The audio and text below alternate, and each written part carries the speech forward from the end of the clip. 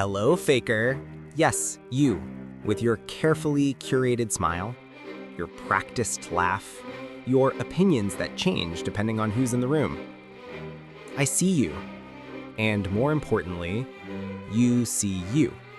In those quiet moments at 3 a.m. when the performance finally stops and you're alone with the uncomfortable truth that you've been lying to yourself about who you are. But here's the question that's going to haunt you long after this video ends.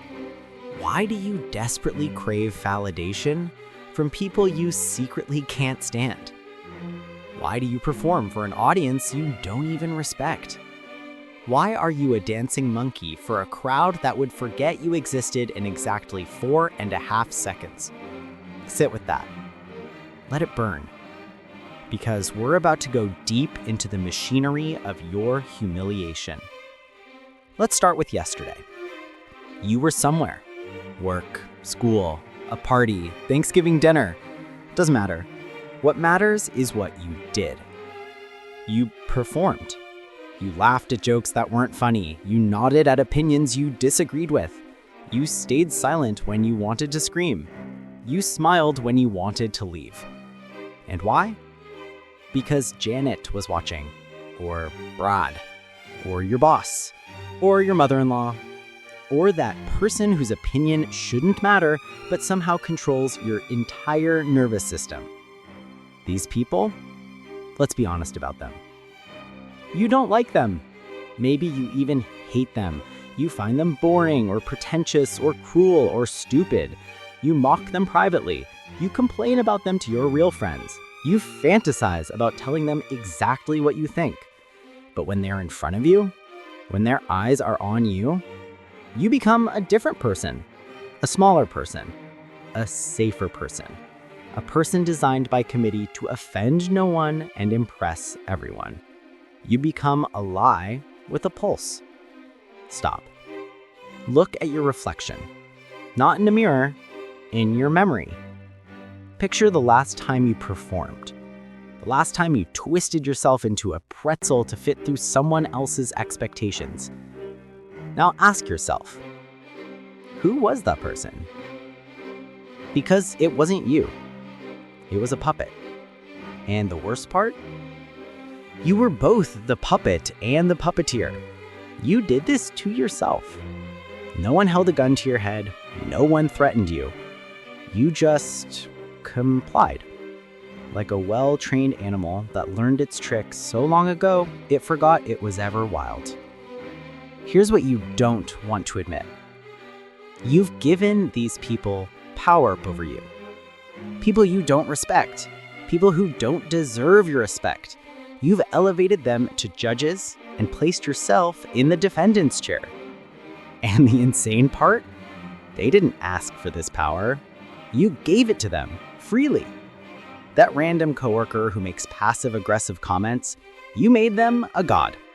That ex who treated you like garbage, you're still seeking their validation 3 years later. That parent who never understood you, you're still trying to prove yourself to a ghost. That influencer you claim to hate, you're measuring your life against their filtered fiction. Why?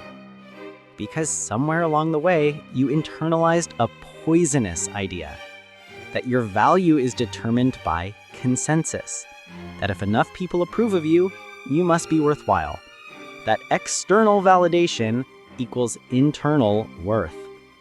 It's a lie. But it's a lie you've built your entire identity around. Let's talk about what's really happening in your brain. When someone approves of you, when they like your post, compliment your outfit, laugh at your joke, your brain releases dopamine, a tiny hit, a microdose of pleasure that feels like love, but isn't. It's a drug. And like any drug, you need increasing doses to feel the same high. One like isn't enough. You need 10, then 100, then 1,000. But here's the sick joke. The high never lasts. Within minutes, you're hunting for the next hit, checking your phone, refreshing your feed, scanning faces for signs of approval. You're a junkie. And the people you despise are your dealers. They don't even know they have this power. Most of them aren't thinking about you at all. They're too busy worrying about their own approval ratings, performing for their own judges. It's a pyramid scheme of insecurity. Everyone selling everyone else a product nobody wants, but everyone thinks they need. Try something right now. Imagine you're completely alone. No one watching, no one judging, no internet connection, no way for anyone to ever know what you did. Now ask yourself, what would you do differently? What would you say? What would you wear? How would you spend your time? What would you create? What risks would you take? Feel that gap? That distance between who you are in public and who you'd be in private? That gap is the space where your authentic self suffocated to death. Let's get specific about these people you're performing for. Your boss, the one who takes credit for your work and forgets your name at company meetings. You hate them, but you laugh at their terrible jokes and work weekends for a maybe promotion. Your fake friends, the ones who only call when they need something, who talk behind your back, who compete with you disguised as support. You know exactly who they are, but you still pose for group photos and pretend this is friendship. Your judgmental relatives, who criticize your choices, who compare you to cousins, who make you feel small at every gathering. You dread seeing them, but you still show up with a smile and a casserole. The social media mob, thousands of strangers whose opinions change with the weather, whose outrage lasts exactly one news cycle, who would cancel you for a typo. You despise their hypocrisy, but you still edit every word you write, terrified of their judgment. These are your gods. These are the people's approval you'd sacrifice your authenticity for. Doesn't that make you sick? You weren't born this way. Children don't perform, they simply are. A 4-year-old doesn't care if their dance is embarrassing. They dance because dancing feels good. Then something happened. Someone laughed, not with you, at you. Someone criticized. Someone compared. Someone withheld a love until you behaved correctly. And you learned the most devastating lesson of your life. Being yourself is dangerous. So you started editing, performing, calculating.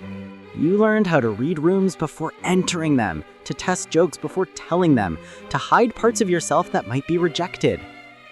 You became a focus group of one, constantly testing which version of yourself would be most marketable. And it worked. You got approval. You got safety. You got to stay in the tribe. But the price? You lost yourself in the transaction. Answer honestly. When was the last time you did something purely because you wanted to? Not because it would impress someone, not because it would make you look good, not because it was expected, just because you wanted to. Can't remember, can you? Because everything has become performance. Every choice is filtered through the question, what will they think? You're not living your life. You're producing it, directing it, editing it for an audience that isn't even watching. Here's the deal you made without knowing it. You agreed to shrink yourself in exchange for acceptance, to dim your light so others wouldn't feel threatened, to play small so the fragile egos around you could feel big. And what did you get in return? Crumbs, scraps, the bare minimum of acknowledgement, a like here, a good job there, maybe an invitation to something you don't even want to attend. And the people you're performing for, they're not thinking about you. They're not grateful for your performance. They're not even aware you're sacrificing yourself. They're busy performing too. It's a theater full of actors, all pretending to be audience members, all desperately seeking applause from people who aren't watching because they're too busy acting. It's madness. Beautiful, tragic, completely unnecessary madness. You've imagined it, haven't you? The moment you finally tell them all off. The big scene where you lay out exactly what you think. Where you burn every bridge and walk away into the sunset, finally free. You rehearse it in the shower. Perfect your lines while driving. Script the devastating comebacks you'll deliver when the moment arrives. But the moment never arrives. Because that fantasy isn't about freedom. It's about getting their attention one last time. It's still performing, just with a different script. True freedom isn't dramatic, it's quiet. It's simply stopping.